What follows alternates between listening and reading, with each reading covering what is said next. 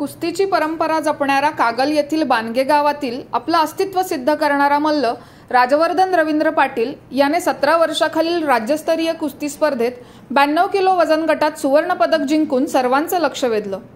खोपोली जिल्हा रायगड येथे दिनांक 6, 7 आणि 8 नोव्हेंबर रोजी झालेल्या या स्पर्धेत दमदार खेळाच्या जोरावर त्याची उत्तर प्रदेशातील गोरखपूर येथे होणाऱ्या राष्ट्रीय स्पर्धेसाठी निवड झाली असून कागल तालुक्यातून ही निवड होणारा तो एकमेव मल्ल ठरला आहे।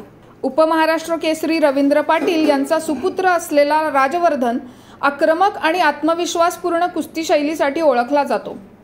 त्याने स्पर्धेत लातूर, पुणे, छत्रपती संभाजीनगर, नाशिक आणि अमरावतीच्या मल्लांवर एकतर्फी विजय मिळवला। सर्वच कुस्त्या 10-0 गुणांनी जिंकत त्याने धोबीपछाड दिला। जय भवानी तालीम बानगे येथे नियमित सराव करणारा राजवर्धन बिद्री येथील मौनी विद्यापीठात शिक्षण घेत आहे। त्याला वस्ताद तुकाराम चोपडे, भाऊसाहेब सावंत, वैभव तेली आणि बिद्री कारखाना चेअरमन के.पी. पाटील संस्थेचे प्राचार्य आणि शिक्षकांचे मार्गदर्शन लाभले आहे।